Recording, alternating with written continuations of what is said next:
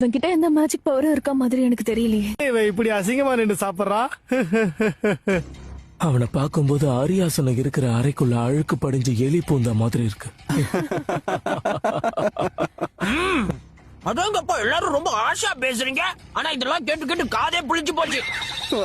என்ன இது இப்படி எல்லாம் கூட சகிச்சுட்டு போறா? உன் கண்ணீர் கதையெல்லாம் வேற எங்கேயாவது போய் காட்டு, என்கிட்ட காட்டாத.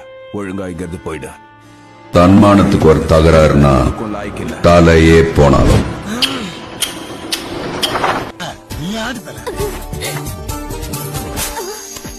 குச்சி பத்தி காதுடா. அவனை பார்த்து நீ பயந்து ஓட வேண்டிய அவசியம் இல்ல. பம்பு தும்பு வச்சு காதடா. யாரும் பொந்த புசு புற வரையில் ஈர்ப்பூச்சியாய் இல்லாம நீ தீக்குச்சியாய் இருடா.